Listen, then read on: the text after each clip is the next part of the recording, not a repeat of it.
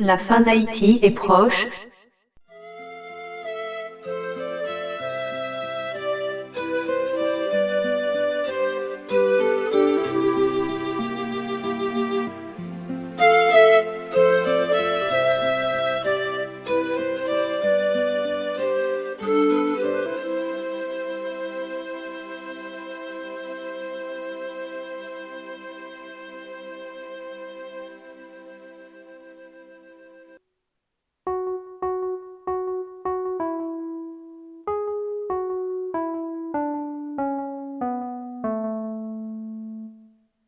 C'est un ancien homme d'affaires qui est sur son lit d'hôpital, sur le point de mourir. Sa fidèle épouse est à son chevet, lui tenant la main. Et l'homme, avant de rendre son dernier soupir, se tourne vers son épouse et la regarde tendrement. Ma chère Simone. Ma très très chère Simone. On en a mené des combats ensemble, n'est-ce pas?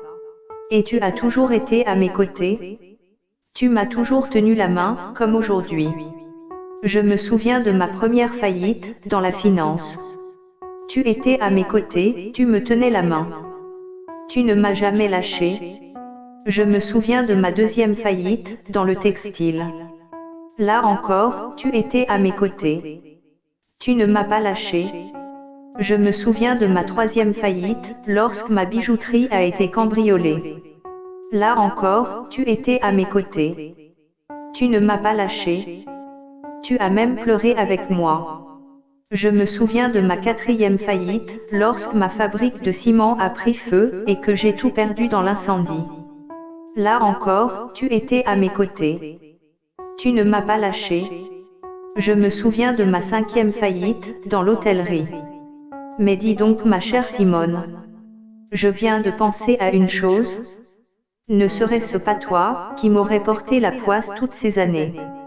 Car je viens de me rendre compte, qu'à chaque fois que j'ai fait faillite, tu as toujours été à mes côtés, comme par hasard. Si vous êtes intelligents, mesdames et messieurs, vous comprenez déjà, que nous allons parler aujourd'hui, de ce qu'on peut appeler, les amis d'Haïti. En effet, au risque de vous surprendre, mesdames et messieurs, je vous annonce que, Haïti, a des amis. De très nombreux amis, des amis de longue date, et pas des moindres. Haïti a des amis, parmi les plus riches, et les plus puissants pays du monde. En effet, c'est difficile à croire. C'est comme si, le clochard le plus pauvre de la planète, avait, sur la liste de ses meilleurs amis, des personnalités, comme Bill Gates, Jeff Bezos, Bernard Arnault, Michael Bloomberg, etc.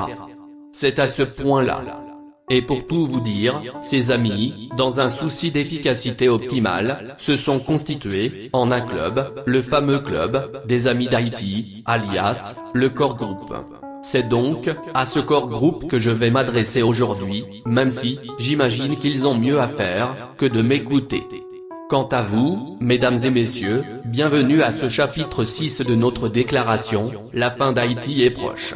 Nous sommes toujours, dans cette démarche informative, consistant à vous énumérer, les différentes raisons et causes, ayant emmené Haïti, à cet état de mort clinique, où il végète aujourd'hui, en attendant sa fin prochaine. Ce qu'il convient de dire en guise de préambule, c'est qu'en effet, il y a une très longue histoire entre Haïti et les puissances étrangères du monde. Je dirais même, une très longue et très douloureuse histoire. Haïti, dans son existence, aura réussi, au moins 2 exploits considérables. Dans un premier temps, l'armée indigène a réussi à vaincre et à faire capituler le général Rochambeau et son armée, lors de cette dernière bataille du 18 novembre 1803. Dans un deuxième temps, les Français, vaincus et chassés de Saint-Domingue, devenus Haïti, étaient déterminés à ne pas perdre la bataille diplomatique. D'où le deuxième exploit d'Haïti dont je parle. C'est que cette nouvelle nation composée de Noirs libres aura réussi, malgré elle, à rappeler aux Blancs esclavagistes d'alors, Anglais, Espagnols, Français, Portugais, Hollandais, Allemands, qu'au-delà de leurs inimitiés séculaires, ils avaient néanmoins un intérêt supérieur commun, qui s'appelait l'esclavage, et désormais un ennemi commun, qui s'appelait Haïti, et plus précisément un certain général, Jean-Jacques Dessalines. car Haïti, avec sa nouvelle libération, représentait alors une menace contre le commerce des nègres et contre le bon déroulement du système esclavagiste. Donc, grâce à Haïti, toutes ces nations ennemies de longue date ont réussi à se mettre autour d'une table et à définir une stratégie pour éradiquer cette nouvelle menace contre la traite des Noirs que représentait Haïti. C'est ainsi que la France n'a pas eu beaucoup de mal à convaincre toutes les nations esclavagistes du monde, y compris ses éternels ennemis, qu'il était hors de question de reconnaître Haïti comme pays. Car, après tout, il ne s'agissait que d'une bande d'esclaves en fuite, que la France allait finir par capturer et ramener au champ.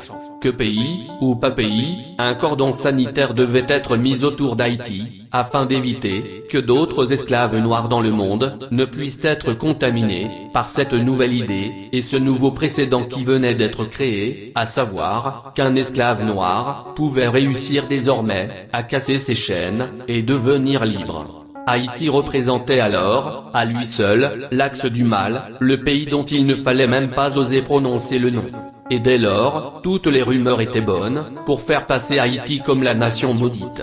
C'est une campagne médiatique qui a marché au-delà de toutes les espérances. Si vrai que, de 1804 à 1825, Haïti a vu se fermer devant elle, les portes de toutes les capitales du monde. Toutes les manœuvres possibles ont été entreprises pour déstabiliser, saboter, attaquer, provoquer et torpiller cette nouvelle nation.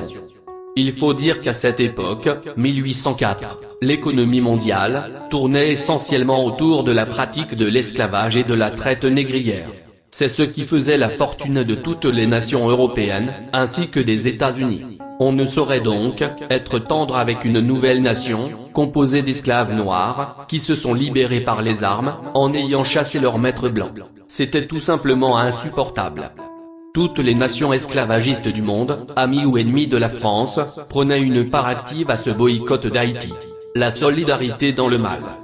Ainsi acculés de toutes parts, lassés par cette situation sans issue, et en désespoir de cause, les autorités haïtiennes d'alors, se sont tournées vers l'ancienne puissance coloniale, dans un souci de trouver un terrain d'entente. La France, consciente de sa position de force, leur a dit clairement: vous voulez être reconnu comme pays? Alors, payez. C'est ainsi que Haïti accepta de payer. L'ordonnance de Charles X, roi de France, le 17 avril 1825, a défini la somme exacte que Haïti devait payer à la France, afin d'obtenir la levée de cet embargo. 150 millions de francs, or. Convertissez cela en dollars américains d'aujourd'hui, je ne vais pas avancer de chiffres, mais je vous garantis qu'il faudrait un cargo pour transporter cette somme. Voilà donc le prix du ticket d'entrée d'Haïti dans la communauté des nations, sans compter la guerre de l'indépendance qu'elle a gagnée par l'épée, le courage et le sang des pères fondateurs. C'est ainsi qu'en juillet 1825, suite à une entente sur le protocole de paiement de cette rançon, la France a enfin accepté de reconnaître Haïti comme pays, donnant ainsi le feu vert aux autres nations du monde d'en faire autant. Mais malgré cette nouvelle donne, cette tradition de cordon sanitaire autour d'Haïti n'a pas disparu. Si vrai que Simon Bolivar, lui-même, le libérateur des colonies espagnoles d'Amérique, grand ami d'Haïti, s'il en est. Simon Bolivar qui a organisé le congrès de Panama en 1826, congrès devant réunir les nouvelles nations libres d'Amérique, croyez-le ou non, Bolivar a oublié d'inviter Haïti. Sans doute ne voulait-il pas qu'on sache qu'il était ami avec Haïti, et donc, de subir à son tour, ce même type de boycott mondial dont Haïti était victime. Complot Pi fort passé Rouanga. Il reste que sur cette liste impressionnante des nouveaux pays d'Amérique, invités à ce congrès de Panama Ciudad, Venezuela, Colombie, Équateur, Panama, Pérou, Salvador, Honduras, Argentine, Chili, bref, tous les nouveaux pays libres d'Amérique.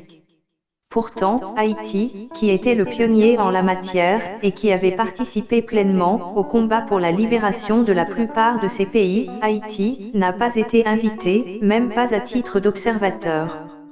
Autant dire qu'on fait une Coupe du monde de football, en oubliant d'inviter le Brésil. Les États-Unis eux-mêmes ont enfin consenti à reconnaître l'existence d'Haïti en 1862, c'est-à-dire 62 ans après l'indépendance.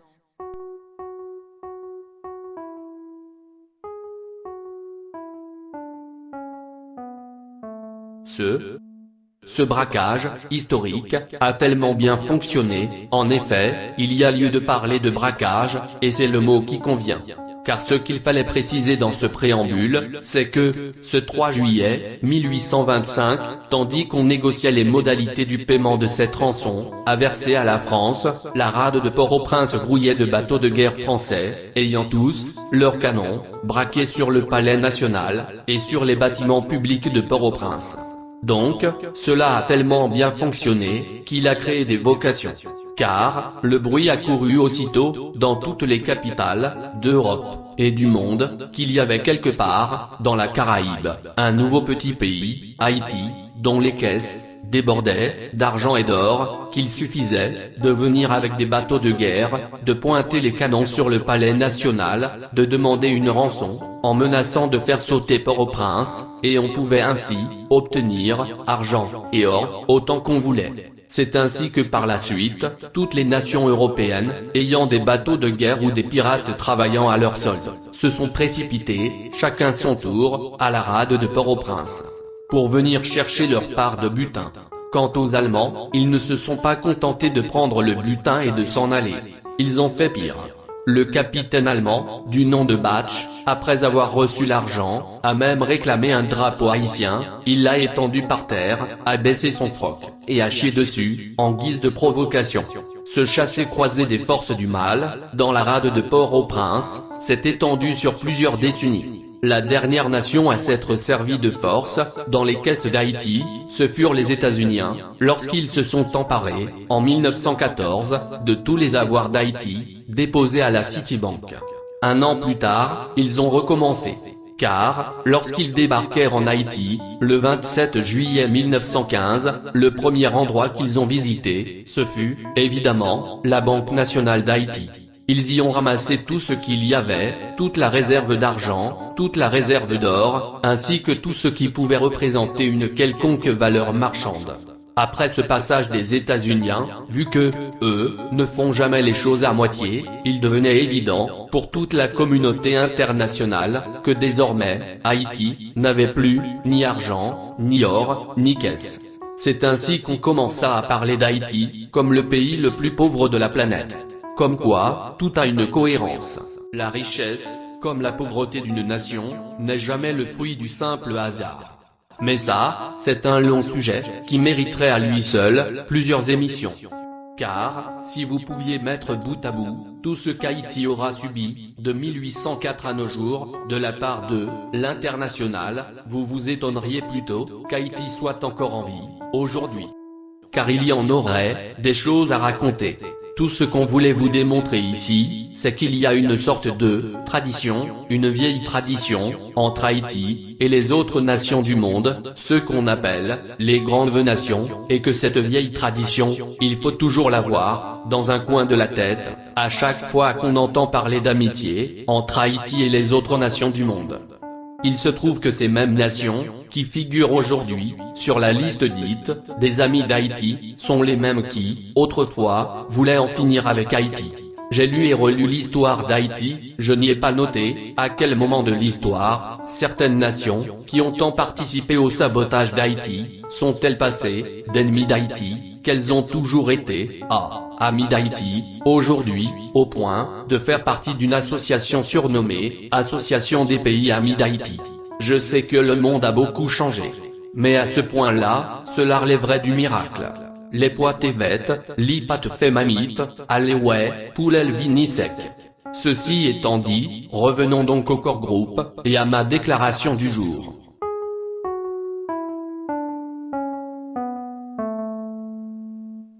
Vous êtes donc, le corps, groupe, pompeusement surnommé et auto-proclamé, le club des pays amis d'Haïti, entre guillemets.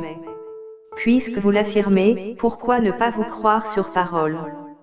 Même si, personnellement, en voyant ce pays exsangue, son cortège de malheurs, son destin tragique, son avenir compromis, son peuple désespéré, ses dirigeants désespérants, que vous soutenez néanmoins sans réserve, j'ai du mal à croire qu'un tel pays puisse avoir de tels amis aussi riches et aussi puissants. Ou alors, qu'en serait-il donc, si vous n'étiez pas nos amis ? En passant, dois-je vous faire remarquer que ceux qui ont vécu dans d'autres pays, France, USA, Canada, Brésil, etc., ne se souviennent pas avoir vu ailleurs un cas similaire, où des ambassadeurs de pays étrangers se soient réunis en confrérie pour s'arroger le droit de décider de ce que doit être la politique et l'avenir du pays hôte. J'en connais beaucoup qui trouveraient cela, pour le moins, folklorique. Il faut croire qu'Haïti est un pays particulier. Ou alors, il faut croire que vous êtes des gens supérieurs en intelligence. Auquel cas, je vous en félicite. Lol. Une question me turlupine néanmoins. Êtes-vous certain de ne pas appartenir à cette mouvance séculaire internationale qui, de 1804 à nos jours, en passant par 1915, est animée de cette volonté inébranlable et permanente de soumettre ce petit peuple par tous les moyens imaginables, de le réduire à sa plus simple expression, de le mettre à genoux, histoire de lui faire payer cher sa prétention de petit pays nègre, précurseur de l'abolition de l'esclavage? On sait que c'est un vœu cher à votre président Roosevelt. Si tel n'est pas le cas, oubliez ma question stupide. Néanmoins, le plus idiot des observateurs est à même de constater que ce qui se passe entre vous et Haïti n'a rien à voir avec la diplomatie, et encore moins avec l'amitié. Je ne sais pas ce qui s'est passé, ni quand est-ce que cela s'est passé. Tout ce que je sais, c'est que je me suis réveillé un beau matin en me rendant compte qu'Haïti n'était plus un pays libre. Ce pays, à l'indépendance pourtant si chèrement acquise, tant par le sang de nos ancêtres, que par la forte somme d'argent versée à la France, en est rendu aujourd'hui à devoir quémander, auprès de, je ne sais qui, la permission d'effectuer la moindre démarche, relevant pourtant de sa souveraineté et de son plein droit à l'autodétermination. Je m'adresse donc à vous, messieurs du corps groupe, car, même si j'ai honte de l'admettre, étant, moi-même, arrière-petit-fils de Dessalines, je suis bien obligé de constater, à mon grand désespoir, que désormais, le destin de ce pays se joue entre des mains étrangères, les vôtres. Et que, de par l'inconséquence, la lâcheté, la malhonnêteté et l'idiotie de certains de nos compatriotes, qui se sont ainsi jugés indignes de leurs illustres ancêtres, vous êtes désormais les seuls maîtres du sol. Félicitations. Peut-on vous reprocher d'avoir su profiter, comme vous le faites toujours, de la naïveté d'autrui? D'autant que les Haïtiens connaissent tous ce proverbe. Sotte qui bâille, imbécile qui pas prend. Celui qui donne est un sot. Mais celui qui ne prendrait pas ce qui lui est donné serait un idiot. Or, on sait que vous êtes tout sauf idiot. Ainsi, aviez-vous su tisser, au fil des années, autour du peuple haïtien, à la manière d'un boa constrictor, cette étreinte fatale, dont Haïti va certainement finir par s'asphyxier à petit feu. Vous êtes tellement impliqué depuis des années dans les affaires internes de ce pays, tant en imposant à sa tête des hommes dressés à la défense de vos seuls intérêts, qu'en empêchant au peuple de se débarrasser des hommes qui lui font tant de mal. Pourtant, curieusement, lorsque vient le temps des bilans et conséquences, vous êtes toujours sorti blanc comme neige. Et dans ce shithole country qu'est devenu désormais ce pays, ainsi que l'a surnommé le premier de nos amis, Donald Trump, je ne vous vois jamais y prendre la moindre part de responsabilité. Autant dire que les principaux capitaines du Titanic ne sont pas responsables du naufrage de leur bateau. Je prends donc acte que vous êtes toujours omniprésent, toujours coupable, mais jamais responsable. Ou alors, toujours responsable, mais jamais coupable. Loin de moi l'idée de vous affubler du titre d'unique fossoyeur d'Haïti. Car je dois à l'honnêteté de reconnaître que dans nos rangs, il y a toujours eu des traîtres. D'autant que, ces traîtres, sont de plus en plus nombreux, et par les temps qui courent, de moins en moins chers à corrompre et à recruter. C'est d'ailleurs ce qui explique votre insolente omniprésence dans le jeu politique en Haïti, et cette emprise néfaste que vous exercez sur le destin de nos compatriotes, et sur les prétendus chefs de ce pays.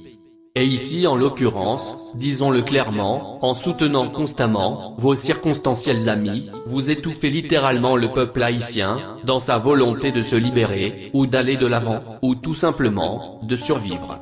En avez-vous au moins conscience ?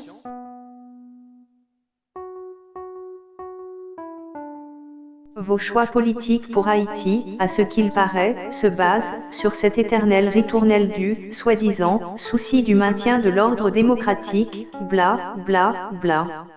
Mais depuis quand, tous les brigandages constatés en Haïti, constituaient-ils, les éléments d'une démocratie, ce beau vocable derrière lequel, vous vous cachez si mal, pour défendre des soutiens honteux que vous accordez constamment, à des politiciens sans vergogne, qui souillent jour après jour, notre nation et font honte à tous les Haïtiens dotés d'un minimum de dignité. Mais sachez que de toute manière, plus personne ne croit en votre sincérité, lorsque vous évoquez de tels grands principes. Car on sait tous, à quel point, vous êtes capable de les piétiner, lorsqu'il s'agit d'aller dans le sens de vos intérêts.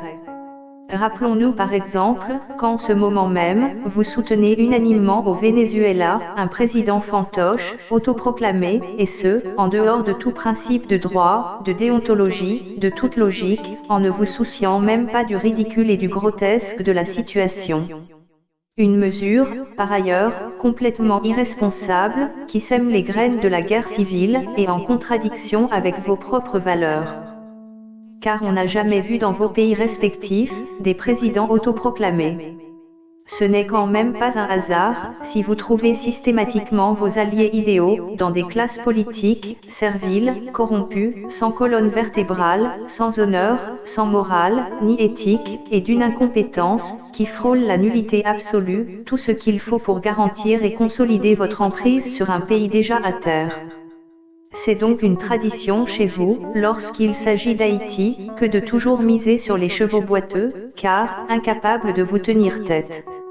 Mais au-delà de vos intérêts stratégiques, vous arrive-t-il de penser à la souffrance du peuple haïtien qui, jour après jour, se noie littéralement dans sa misère, et qui ne demande qu'à vivre ? À moins que l'objectif à terme soit effectivement la disparition cyniquement planifiée de la nation haïtienne, au moyen de méthodes insidieuses et perverses. Auquel cas, vous voilà bien engagé. Vous êtes, à ce qu'on rapporte de vos confidences, plus que fatigué, de ce pays qui va de crise en crise, trimballant sa misère, et ses querelles intestines, etc. Voilà qui m'étonne de votre part. Car, comment voudriez-vous qu'il en soit autrement ? Votre intelligence devrait déjà vous indiquer qu'il y a un moyen si simple de vous débarrasser de cette fatigue. Il suffirait par exemple de saisir toutes les occasions qui vous sont offertes, de prouver que vous êtes les amis du peuple haïtien, en cessant toute collaboration avec ces bourreaux et tortionnaires, comme vous le faites constamment. Il suffirait de cesser de recruter à tout va des médiocres, des bandits, des apatrides, des corrompus, pour qu'ils deviennent présidents d'Haïti, à condition qu'ils soient acquis corps et âme aux causes qui sont les vôtres. Il suffirait de cesser de leur prodiguer votre bénédiction et votre soutien inconditionnel, et ce, quoi que puissent être leurs agissements à l'égard de ce peuple martyr et sans défenseur. Il suffirait donc de laisser Haïti libre de choisir ses dirigeants et conséquemment d'avoir le droit souverain de les remercier, y compris à coups de pied au cul, lorsque cela s'avère nécessaire. Et ce, sans se retrouver constamment face au mur de vos intérêts géopolitiques mesquins, comme c'est si souvent le cas. En 2010, rappelez-vous, un certain candidat, n'ayant eu ni titre valable, ni moralité, ni compétence pour être président d'Haïti, pas plus qu'il n'avait réuni les suffrages suffisants. Sa seule et unique qualité fut, je crois, son aptitude à fléchir les genoux devant Madame Clinton. Pourtant, il a pu devenir président, par la seule volonté de cette dernière, et de ses plus fidèles alliés que vous êtes. Et ceci n'est qu'un exemple de tous les torts causés à ce pays par vos incessantes manigances, sous le couvert de « je suis votre ami, et je vous veux du bien ». Et je ne vous parle même pas de votre Minusta choléra, Minusta viol, Minusta sida, et Minusta enfant sans papa. Peut-on faire autant de mal à un peuple, sans même en rougir de honte ? Fort de ces constats, et avec le recul dont vous disposez, pensez-vous honnêtement, messieurs les corps groupes, que votre présence dans ce pays aura mieux valu que votre absence? Je vous laisse réfléchir à la réponse. Personnellement, je mesure l'amitié de quelqu'un à mon égard, dans la capacité et la volonté qu'il met à m'aider à garder la tête hors de l'eau, à me sauver la vie, et non dans l'ardeur qu'il met à me noyer. Il suffirait donc, pour ainsi dire, de lâcher la grappe à ce peuple, afin qu'il puisse, à sa façon, planifier son avenir, hors de la pression constante des ambassades. Et vous aurez alors tout le repos d'esprit que vous souhaitez. L'ironie du vocabulaire francophone, voulant que, lorsqu'un homme a un caillou dans ses chaussures, qui lui blesse les orteils, et l'empêche de marcher droit, on dit alors, que cet homme a un corps aux pieds. Vous êtes donc le corps groupe. Mais on eût tant préféré, que vous vous surnommassiez, le club des véritables amis d'Haïti. Cette simple précision aurait probablement changé quelque chose. Car pour l'instant, vous êtes peut-être les amis d'Haïti, de son sol, de son sous-sol, de ses aspects stratégiques. Il ne vous reste plus qu'à devenir les amis du peuple haïtien, et alors, tout ira mieux. Dans le cas contraire, je vous suggère, sans vous l'ordonner, de trouver une autre dénomination plus appropriée, à votre espèce de syndicat. Que diriez-vous de l'association des chargés d'affaires de pays prétendus amis d'Haïti, qui se sont arrogés le droit, pour leur propre intérêt, de gouverner ce pays, à la place des Haïtiens, ayant trouvé des nationaux, apatrides, lâches, traîtres, et imbéciles, pour les y aider. Là, à saut chadaf de pepréam des aïe, qui se soar le doigt, pour le prointé de gouaille al plat des aïe, et trou des na plâtré un peu pour les aider, groupe. Telle est ma suggestion.